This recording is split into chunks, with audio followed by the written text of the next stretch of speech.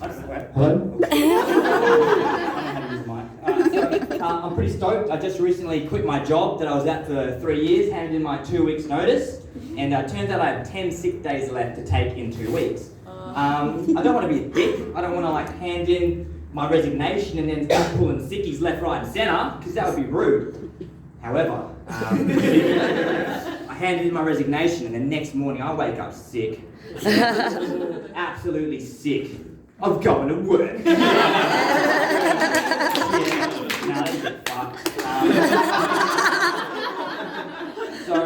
I quit work. Sometimes it's good to quit things. So 9 years ago I quit smoking cigarettes. So it's been 9 years since I've had a cigarette, and I'm pretty proud of that. And people will tell you that quitting smoking is hard. And I'd like to tell you that it isn't. In my opinion, quitting smoking is easy, especially when compared to drinking, right? Just think about this. With drinking, at least you got cool stories, there's good times, you got drunk, and a bit naked, whatever it was, right? But you don't have that with cigarettes. There's never a time say at a party, the party was a bit shit. Everyone was having a bit of a shit time, right? But then the fun burst through the door, hey, everyone, don't worry, I bought the Winnie Reds. What I was fucking waiting for. Winnie Reds. No, I quit that. So cigarettes are a bit of a bad invention. They basically give you cancer and take your money, right? Yeah. And so another invention that I think about all the time is burrito bowls. So, burrito bowls and cigarettes, very similar. So, in the respect that burrito bowls are essentially charging you the same amount of money, sometimes more, for less of a product, and they're taking away the burrito part of the burrito. And I think it's weird, what if we did that with other things? What if we did that with massages? What if we were massage bowls, right? Or power massages. And instead of the masseuse massaging you, you paid them money, they just kind of stood there, with their knuckles out, and you kind of have to rub yourself. But we kind of accept it with burrito bowls. And that's weird. I also think about carbonated water a bit. Here we go. I had to do it. And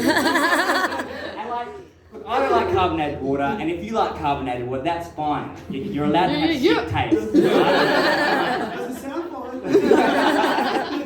I just want to know when they were coming up with it, what they were thinking. Was someone sitting, because it's old times, right? With those TVs, right? You know what TV says? Sitting down watching that, there's a light bulb goes off, and that shit. I want to fucking bottle that shit. I want to fucking drink that shit.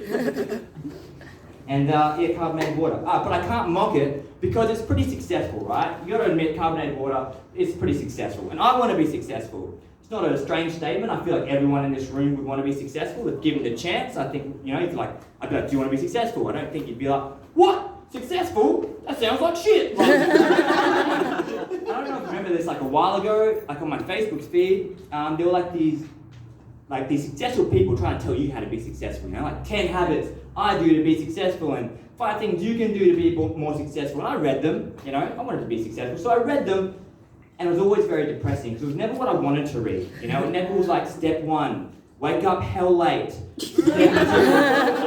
Call your boss, tell him to get fucked. Step 3, try and be a stand-up comedian.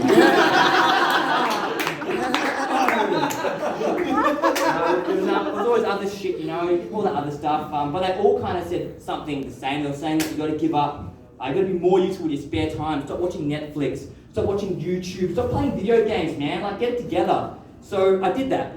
I'm pretty good at quitting stuff, so I quit all that, right? I quit all that shit, man, and between you and I, it was easy to quit, because all the entertainment we need in life, it's actually out there on Facebook.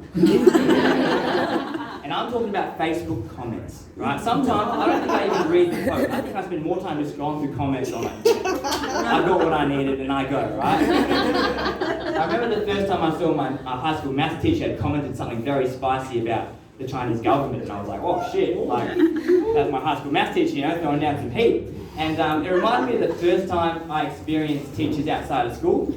As an adult, actually, I was 18, and I was dancing on Metro Cities on that metal dance floor that's a fucking... Yeah!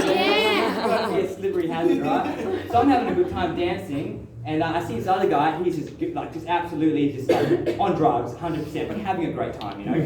Just fucking chopping shapes. We've got guys, and he's like, all right, now's my time. You know, he wants to talk to me. He's like, hey, bro, are you having a good night? And I'm like, yeah, man, having a great time.